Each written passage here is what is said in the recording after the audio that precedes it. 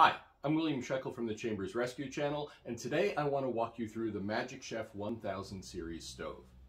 The MC1000 is a really interesting stove to me because it was there at the beginning of Magic Chef. Magic Chef is still around today, but in 1929 they came out with a series of stoves, the crown jewel of which was the MC1000 series, all of which were designed by Frank Alvah Parsons of what's now called the Parsons School of Design in New York City, one of the best schools of design in the entire world. And this is actually Parsons, the man who designed this and that first line of Magic Chefs.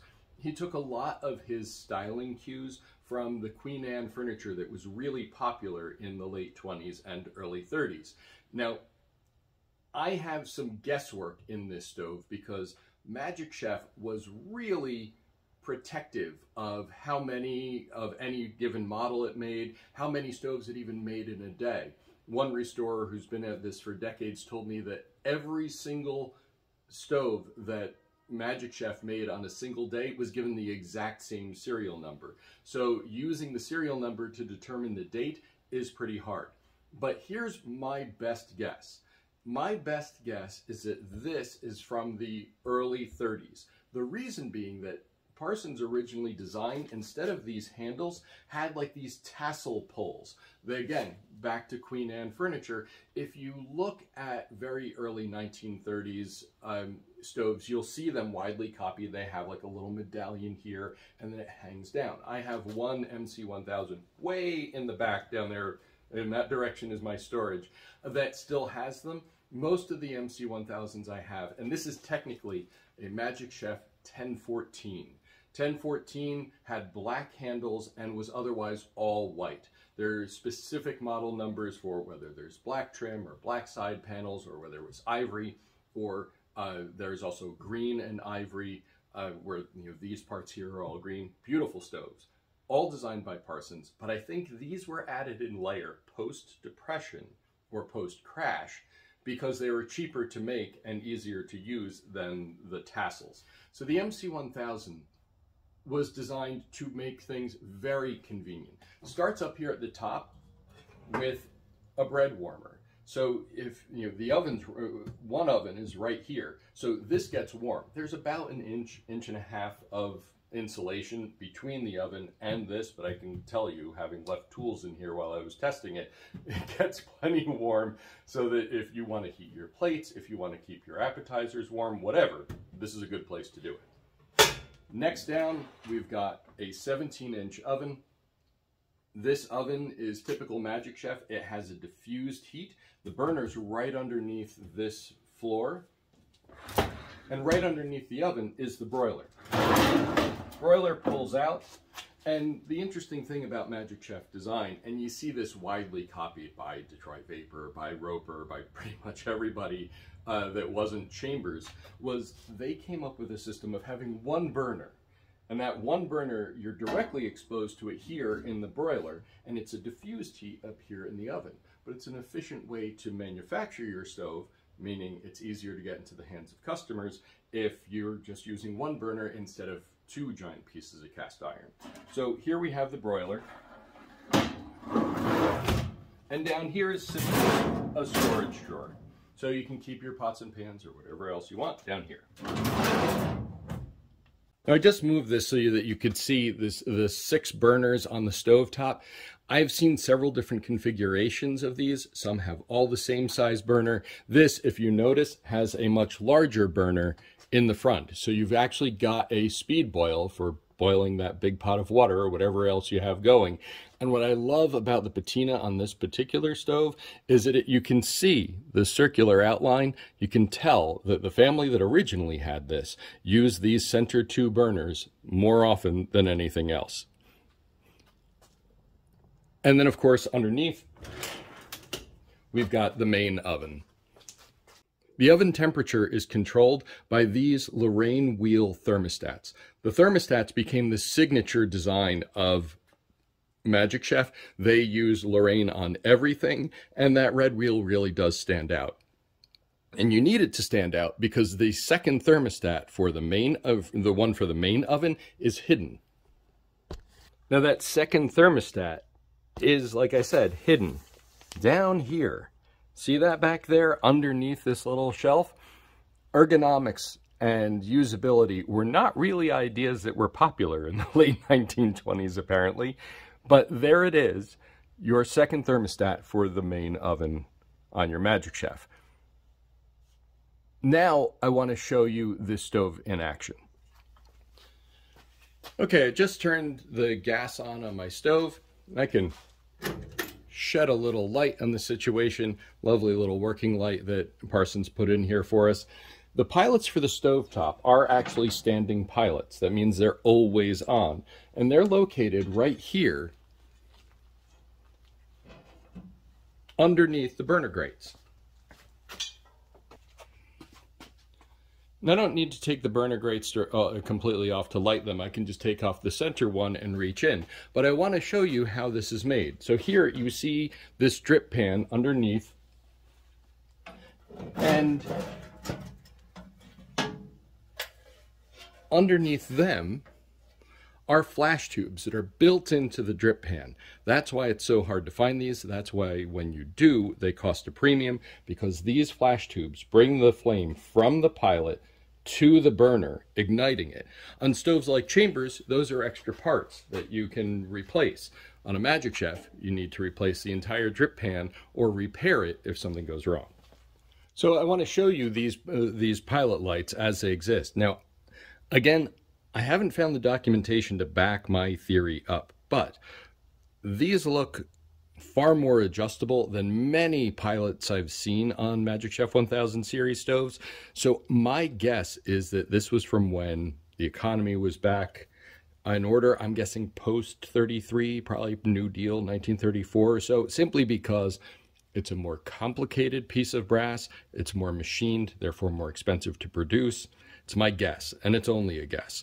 So these little screws allow us to adjust the flow of gas to the pilot, and these allow us to fine-tune to get just the right height as needed. So I've turned these on full to light, and I know I don't want them that high. I'm going to have them just about a ½ an inch.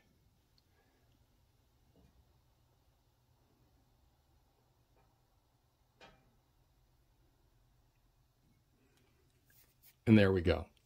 And just if you're wondering what that white piece is underneath, this is both an additional drip tray and a cover for your burners. So you can put this over your burners. I'll show you that later on. And work here. Maybe put your food up on the shelf above, and then pull the cover off, put it underneath, and proceed to cook right on the stovetop. So our pilots are going. Let me put this back together. Okay, so now this is all back on. I'm going to lower this a little for you so that you can see these handles. Each one of these handles ignites a different burner. And you can see that really is a power boiler.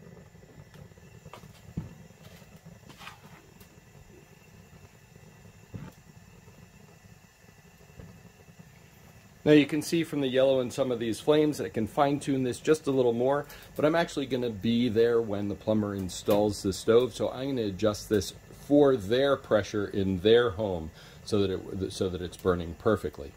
And that's as far, but I want to do want to point out, this is the proper alignment for the handles, and this is how far they turn. They really only go from about 10 o'clock to 2 o'clock.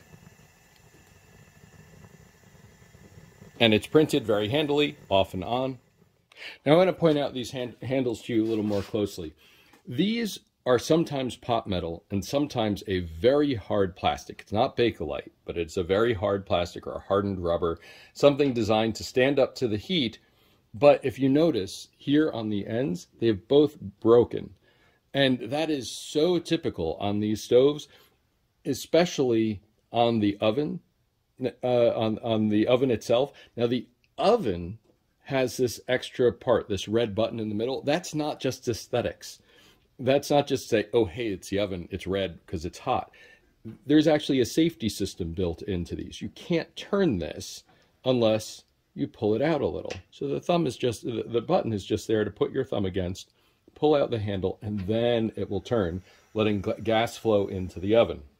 But don't be surprised if the MC1000 that you're looking at has these handles broken off. They'll still work fine. But if you have to force it, and if you can't pull this out a little like this, that means something in here is seized. All too often you get sticky valves. They're 90 years old. It's not surprising. But if you try to force this, then you can imagine that this thin piece of old metal or old rubber is simply going to crack. Pot metal is not a very time-friendly material, and hardened rubber, not even that much better. If anyone knows the actual material, please let me know. I am basing what I'm saying off of what I've seen on all the MC1000s I've worked on. Now let's talk about the main oven.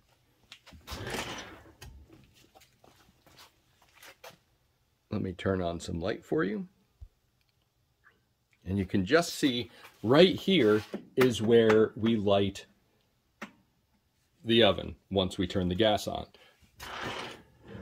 You will see some, I'll try and put a picture in. See this vent down here? On some of these, this is a little door, and that's where you light the oven. But on this, it's that little dome-shaped hole right here. So we turn the gas on. Remember, again, you have to pull the handle out just a little, turn it. You're going to set the thermostat for the main oven. It's underneath the shelf. Hear the gas start to flow, and you can hear the flame ignite. Close it, and the Lorraine manual says give it 30 minutes to get to temperature. So go pour yourself a glass of wine. Dinner's going to be underway pretty soon. The stack oven's the same thing. We turn the gas on. Remember, pull it out just a little, and then turn. You can hear the gas flow. You're going to set your thermostat. And to light the oven, you have to light the burner, which is accessible through the broiler. See and hear the flame catch. Close this door. And again, wait the same 30 minutes. Dial temperatures here, and you're ready to go.